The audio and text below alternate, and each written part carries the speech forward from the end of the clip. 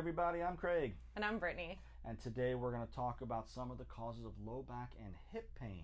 And just easy things that you can be aware of at home to try and alleviate some of that pain. But first, before you do that, please subscribe to our channel and click on that bell button so that you never miss a video when we post a new one. So oftentimes we get lots of people that come into the clinic and they've got low back pain or hip pain, and there wasn't really a cause. It was I bent over and picked a pencil off the ground and my back went out, or I was brushing my teeth and all of a sudden I felt this really sharp twinge in my back. What else have you heard? A lot of the same stuff, that they just woke up in the morning and pain came on out of nowhere. You know, you're sleeping, you think it's like the least damaging thing in the world, and then you wake up and you move the wrong way and day's ruined. Right. So we do get the occasional situations where somebody's been hit from behind in a car accident, or a football player takes a helmet in the back and there's an acute issue, fell down a flight of stairs, whatever those big, massive, acute traumas might be. But I'll tell you, the majority of the cases that walk into our office that have low back pain or hip pain, it's usually that straw that breaks the camel's back. Pick the pencil off the ground, I guarantee you it's not the weight of the pencil. Yeah, definitely not. I mean, if you hold the pencil long enough, you hold your arm up long enough, it does feel pretty heavy. It does. But regardless, not usually the cause of the pain. So what we're going to talk about today are the things that we should be aware of during our day, whether it's work, whether it's play, whether it's just hanging out with friends, that can prevent low back pain from happening. So one of the things is the way that you sit. If you work in a job where you're sitting all day, how does your body look? Are you slouched like this looking at your computer? Is there rounding through the lower part of your back? What do you mean? Yeah, and then you're so surprised that 8 hours of this a day, and then you go and stand up 6 months later, that's when your pain starts on. Your body is very pliable for the most part early on.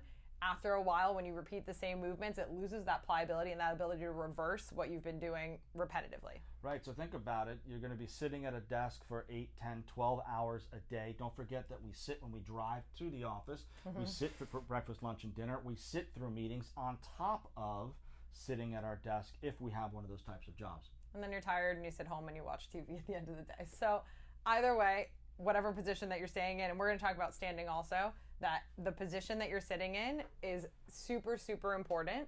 If I have a standing desk and I'm standing like this, who cares? Same thing. Yep. And if you're standing, a lot of us tend to shift all of our weight. Sorry, I thought you were going to say standing. We're going to stay standing.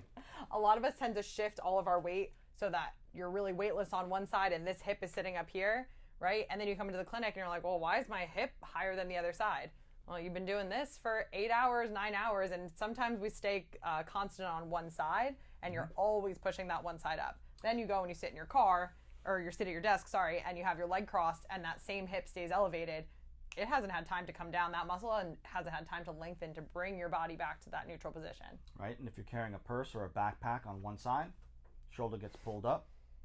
Yeah, that's Craig's favorite. The purses that we feel in here are unreal. I mean, there's no reason to carry around a 30-pound purse. No, not unless you have your dog inside it. So the idea here is be aware. Be aware of the way you're sitting in your desk. Be aware of the way you're sitting at your computer, sitting in the car, when you're sitting out for dinner. We're not saying that you have to sit up perfectly right all day, every day, but what we are saying is take a break from the position that you're in and move your body, stretch, lubricate the joints, get the body to move throughout the day. It's much better to take a break every 30 minutes, 45 minutes, absolutely at least every hour. Get out of the chair, do some stretching, move about, and then come back and do your work. Yeah, set an alarm on your phone, your watch, whatever you need, but at least every hour, like Craig said. And there's no such thing as perfect posture or perfect standing. Nope. Either way, you just have to counteract and change what you're doing. You got to keep it repetitive, and you got to be consistent with it, right? If you consistently sit in a poor postured position, well, when you stand up, you're going to have that posture. If you continuously move and teach your body that the availability is there, that's what's going to be there for you when you need it. So spend the next week, be aware of your movements, and then let's see what we can change. Have a great day.